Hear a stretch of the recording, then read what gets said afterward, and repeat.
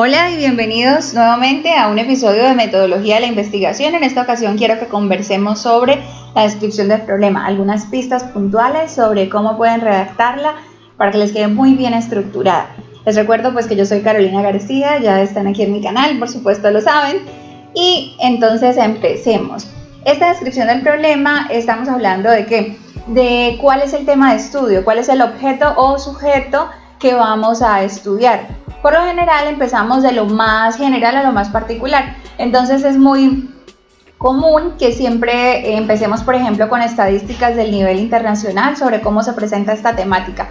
Vamos a poner un ejemplo concreto. Si yo quiero hablar de la violencia contra la mujer, entonces es probable que busque organismos internacionales que tengan estadísticas sobre la temática y empiece contando eso, cuál es la situación de la violencia contra la mujer en el mundo, luego lo aterrice a Colombia y finalmente al departamento en el cual estemos ubicados o a la ciudad en la cual estemos ubicados. Entonces lo primero es eso, contar qué es lo que yo voy a analizar, porque en la medida en que yo delimite ese objeto o sujeto de estudio, pues le va a quedar más claro al lector qué es lo que yo le estoy contando. Siempre tenemos que pensar cuando escribimos en que estamos escribiendo para alguien. Entonces la pregunta es, ¿cómo le hago muy claro al lector el tema que a mí me interesa? Y ese tema, ¿cómo se diferencia de otros, no? A veces entonces podemos hacer párrafos de lo que no es, de lo que sí es, para terminar definiendo de manera concreta, entonces a esto es a lo que me estoy refiriendo. Por ejemplo, si hablamos en este caso hipotético de la violencia contra la mujer, podríamos ser mucho más específicos y decir que nos queremos quedar únicamente con el feminicidio, por ejemplo, y descartar otros temas como la negligencia, la violencia económica, la violencia psicológica o la violencia sexual. Eso depende de yo qué quiero estudiar, por supuesto, de qué tanto quiero delimitar o por el contrario ampliar la investigación. Pero es importante que de entrada en la descripción del problema o en el planteamiento del problema ustedes relaten cuál es el objeto de estudio, que lo delimiten, es decir, dónde se presenta, dónde lo voy a estudiar yo, porque listo, hacemos todo ese bagaje de lo internacional a lo local, pero hay que aterrizar en lo local, que es donde usted lo va a investigar, y en ese lugar hay que profundizar. Entonces comenzamos definiendo qué es lo que voy a estudiar, cómo lo entiendo, según quién lo estoy entendiendo de esa manera. Por ejemplo, pongamos otro tema, la violencia en los niños, según quién, porque cada autor la puede plantear de una manera distinta. Otro tema, las representaciones sociales. Ahí ya empezamos a discutir desde qué teoría, está desde la psicología social, desde la comunicación de masas. De pronto, de cada perspectiva teórica que usted separe, hay una definición distinta. Entonces, este es el momento para decir, estoy tomando este concepto o este sujeto o este problema y lo estoy entendiendo de esta manera. Tenemos otro ejemplo diferente, más aterrizado a, por ejemplo, las áreas de la salud o la regencia en farmacia. En ese caso podríamos plantear un problema y es el uso de antibióticos. Y en el caso del uso de antibióticos, pues tenemos todo lo que nos dice la Organización Mundial de la Salud sobre lo que deben estar haciendo el personal de la salud, y es evitar ese uso irracional. Podemos partir de eso, de una política pública, de una política internacional, y a partir de ella entender el concepto que estamos manejando. En esta descripción del problema entonces voy a primero definir qué es lo que quiero estudiar. Segundo, ubicarlo tanto en el mundo como contexto, como en el país, como en el departamento, como en el lugar en el cual yo estoy analizando mi investigación. Y finalmente definiendo o estableciendo la perspectiva teórica desde donde estoy entendiendo yo ese problema. Delimitar el tema también tiene que ver con delimitar los objetivos de la investigación, el tiempo de recolección de la información. Aquí tenemos que entrar un poco a justificar el tiempo. ¿Por qué ahora? ¿Por qué no hace un año? ¿Por qué no más adelante? ¿Qué tiene de particular este momento? Entonces también empezamos a mirar, pues, qué tiene de relieve, ¿no? ¿Qué está pasando en el contexto? ¿Que están aumentando los casos de feminicidios? ¿Está aumentando la violencia contra la mujer? ¿Está aumentando la violencia contra los niños? O por el contrario, ¿está aumentando la automedicación y eso hace que sea pertinente, relevante y necesario realizar esta investigación? El tiempo también es importante para dar cuenta de eso, ¿no? De cómo se está moviendo esta situación en la actualidad y por qué tenemos que enfocarnos como investigadores en esta situación que nos ha llamado la atención para investigarla. Y como la estamos investigando, ya conocemos los antecedentes, que es el siguiente punto, establecer esos antecedentes. Yo no soy el primero que está estudiando este tema, muchas otras personas ya lo han estudiado. Entonces, en la descripción del problema también decimos, bueno, mire, esto ya lo vienen estudiando fulano, sutano, ¿quiénes son los expertos? Por eso yo les recomiendo que antes de hacer la descripción del problema, hagan primero los antecedentes. Me parece mucho más relevante. Ejemplo, tener clarísimos los antecedentes y tener clarísimos el marco contextual y el marco legal, dependiendo de las temáticas. En algunas temáticas es más relevante que en otras, pero dependiendo de esos tres elementos, ustedes ya van a tener muchos argumentos políticos, económicos, sociales, ideológicos y contextuales con estadísticas y cifras para poder sentarse a redactar la descripción del problema, y eso les va a facilitar muchísimo la información. En este caso, al hablar de los antecedentes, ¿a qué me refiero? A redactar unos 2, 3 párrafos en los que ustedes digan, mire, los expertos en el tema han dicho esto, en Colombia se ha estudiado de esta forma, fulano y sutano adelantaron investigaciones similares. Incluso a veces cuando revisamos los antecedentes encontramos investigaciones idénticas a la que yo quiero hacer, pero de pronto en otra ciudad o de pronto con otro objeto de estudio. Por ejemplo, digamos que vamos a analizar la violencia en una película y yo encuentro unos antecedentes que ya han analizado la violencia en otras películas. Vamos a ser más específico, películas colombianas. Entonces encuentro antecedentes que analizan las películas colombianas hasta el 2015. Yo tomo entonces las películas colombianas del 2015 al 2020. De esa manera mi investigación es pertinente, me doy cuenta que otros ya han analizado lo mismo, que yo puedo avanzar en esta temática, en este campo de estudio, pero reconozco que ya hay otros y miro cómo lo han hecho ellos.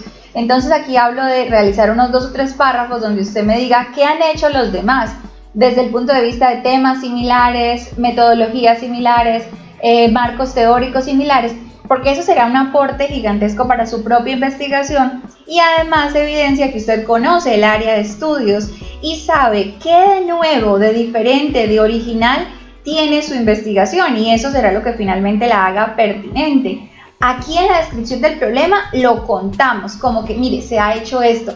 Y en la justificación, eso nos sirve como un argumento de valor para decir que la investigación es pertinente. Porque, por ejemplo, yo aquí digo, mire, es que ya se han hecho muchas investigaciones sobre el cine en Colombia, pero no se ha abarcado los años 2015 al 2020. Y ahí es donde entra la justificación a mirar que esta investigación tiene un elemento original o diferente que otras no han tocado con anterioridad. Describir el problema.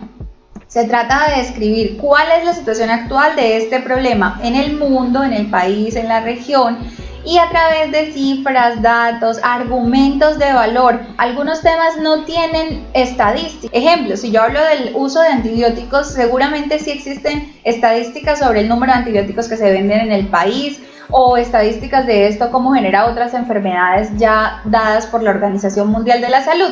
Eso va a ser muy importante.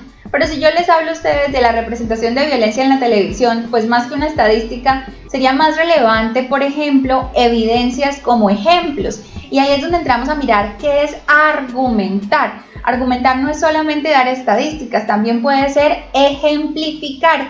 Con un ejemplo yo puedo demostrar que existe la violencia y que se manifiesta a través de programas televisivos. Podemos buscar una nota de prensa donde hayan victimizado a una persona, ¿no? Por ejemplo, en estos titulares a veces de los feminicidios, cuando dicen que la mujer la mataron por estar vestida de esa manera, la mataron por estar en el lugar equivocado. Es decir, que se culpa a la víctima y no al homicida. En ese ejemplo estamos viendo cómo un medio de comunicación incide en formas de violencia, y eso es una forma de representar la violencia, en este caso las víctimas como culpables de la situación.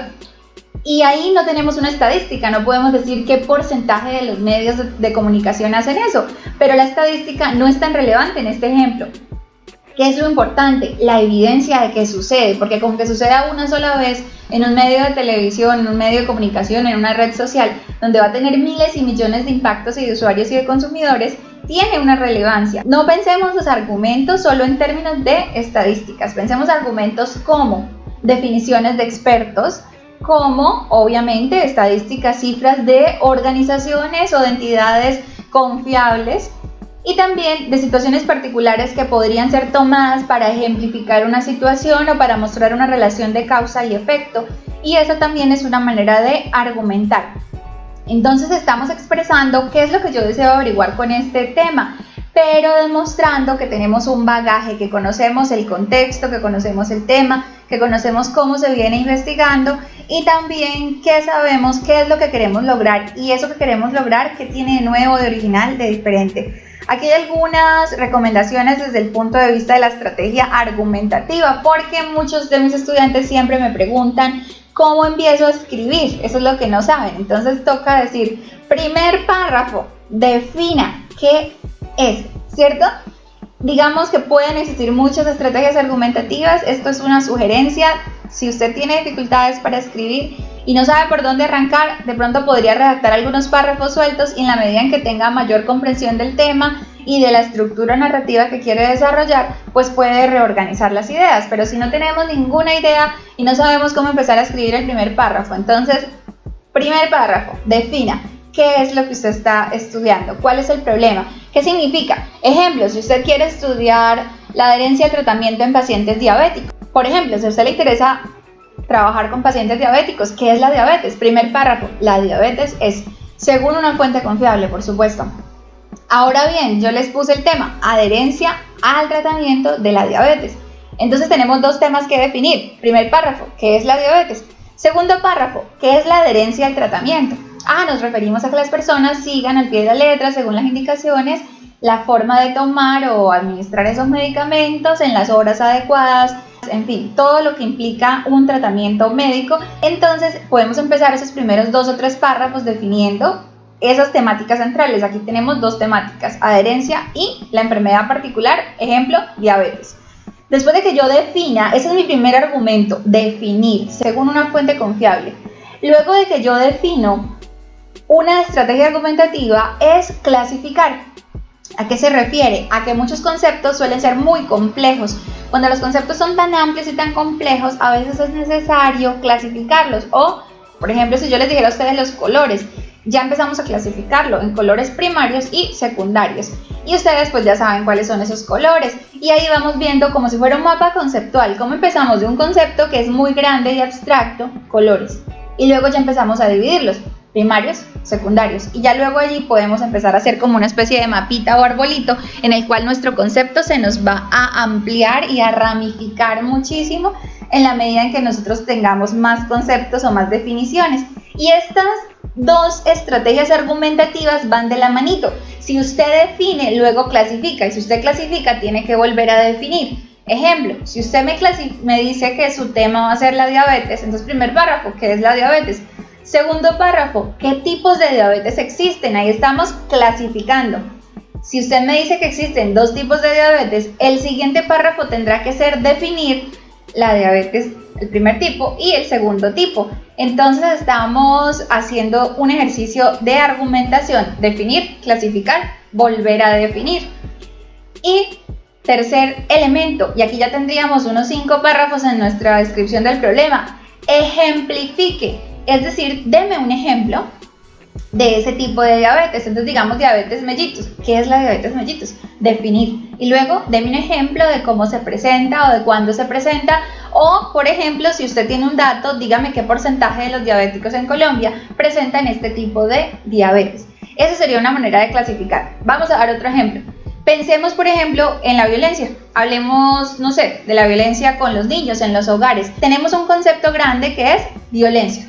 Luego tenemos otro concepto más concreto que sería violencia infantil, y ahí ya estamos delimitando, bueno, quién define la violencia infantil, de qué se trata, cuáles son los tipos de violencia infantil. Y si vamos al bienestar familiar, nos van a poner la lista del tipo de delitos que se tipifican en Colombia: psicológica, física, sexual, negligencia, abandono, en fin. Entonces podemos ya empezar a definir uno por uno y delimitar cuál quiero yo hacer. Entonces, primer párrafo, ¿qué es la violencia? Segundo párrafo, ¿qué es la violencia infantil? Tercer párrafo, dentro de la violencia infantil, ¿cuáles tipos de violencia se presentan? Y ya dijimos que iban a ser física, psicológica, sexual, negligencia, abandono. En fin, 5, 6, 7 conceptos. Bueno, entonces ya en el siguiente párrafo me toca delimitar ¿cuál de esos 7 subconceptos será el que yo voy a trabajar? Digamos que me voy a quedar con negligencia. Entonces, en el siguiente párrafo, ya llevamos 3 o 4 párrafos, voy a definir qué es negligencia, según un autor respetado en el tema, y luego le pongo un ejemplo, y pongo ejemplos concretos, o incluso podría buscar en la prensa un caso en particular en el cual se haya presentado una situación de negligencia. De esa manera, el lector va a tener súper claro, primero, de dónde se desprende todo el tema, porque yo le estoy como llevando en ese camino de lo más complejo a lo más simple, y luego, como le pongo un ejemplo de la realidad, él va a entender cómo escribir. Primero defina, segundo clasifique, tercero ejemplifique.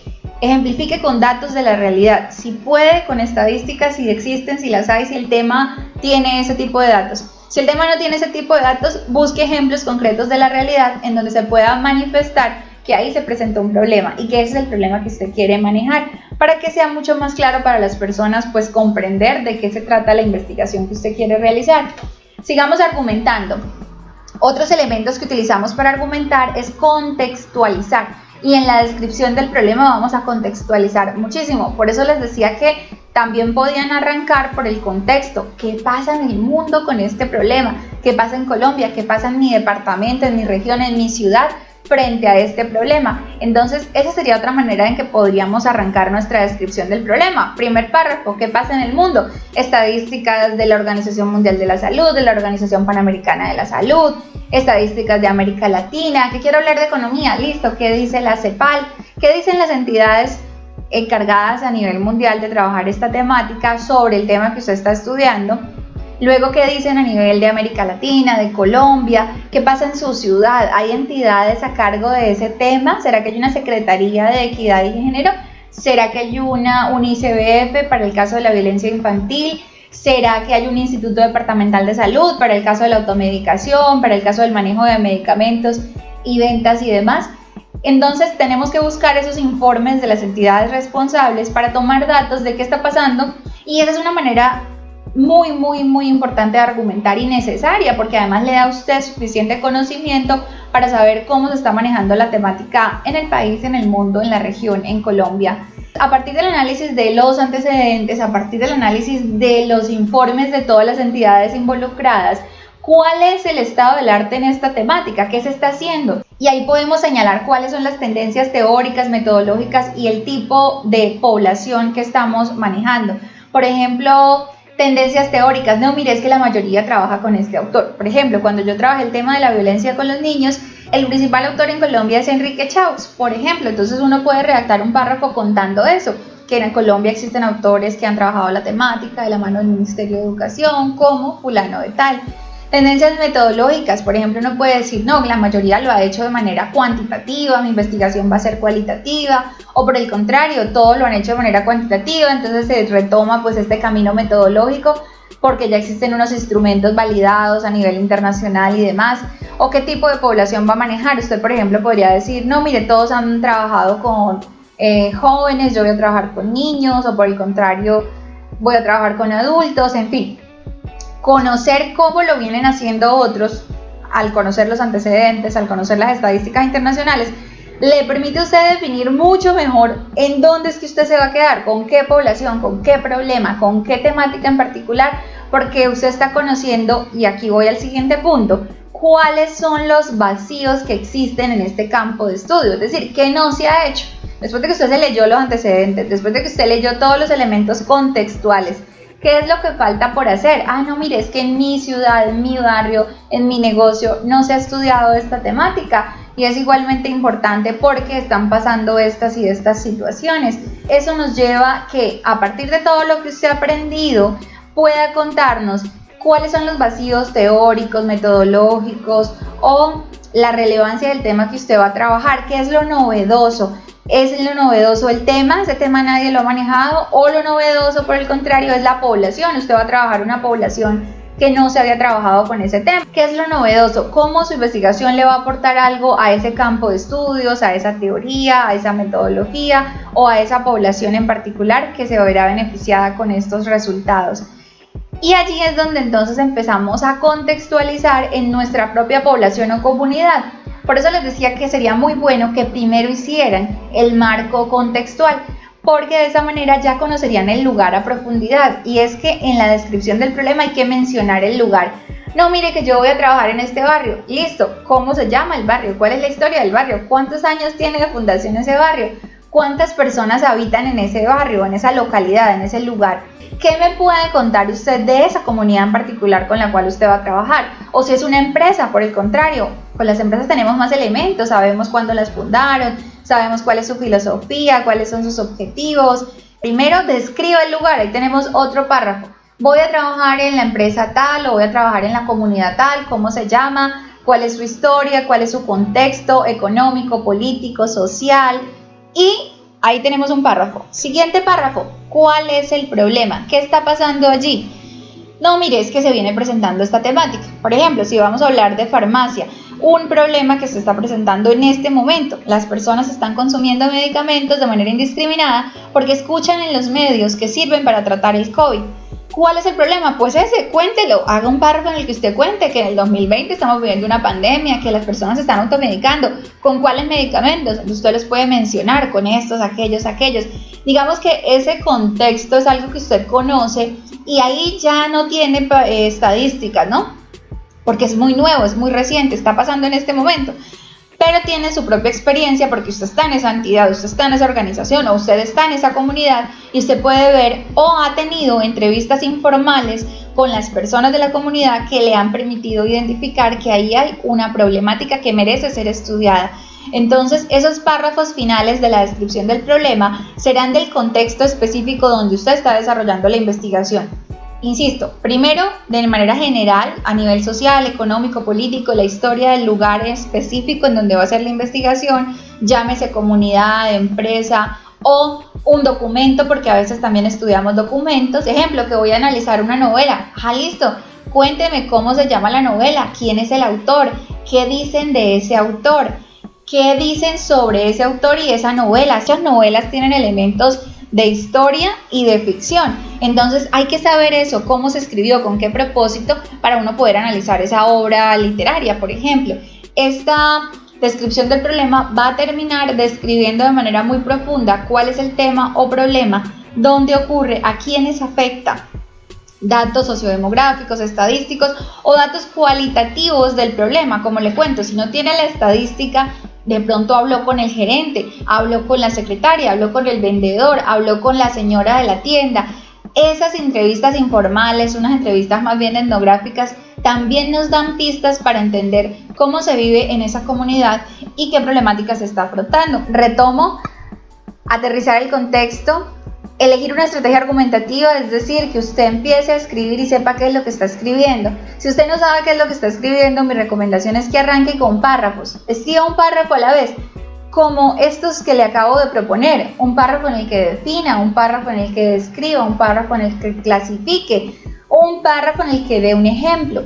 Y luego usted puede ya mirar cómo ordena esas ideas sueltas, pero tendría unos muy buenos argumentos que ya le facilitarían hilar esa conversación para contarle al lector finalmente qué es lo que queremos, que le quede súper claro qué es lo que usted va a estudiar, dónde lo va a estudiar, ¿cierto? Pensemos en una noticia, ¿qué o quién voy a estudiar? ¿Dónde lo voy a estudiar? Tiene que ser en un lugar en específico, ya sea una comunidad, una empresa o un documento, como les decía. ¿Cómo lo voy a hacer? Aquí damos pistas de la metodología, aunque todavía no la tenemos clara porque no hemos llegado al diseño metodológico, pero más o menos sabemos cómo lo vamos a abordar, al menos si es cuantitativo o cualitativo, o desde qué paradigma teórico se está parando usted. Y finalmente, ¿cuál es el problema? ¿Qué está pasando allí? ¿Por qué es importante que usted vaya y haga una investigación o que estudie esta temática? Evidentemente es porque afecta a alguien o algo. Entonces, ¿cómo lo está afectando? ¿Cuál es esa afectación?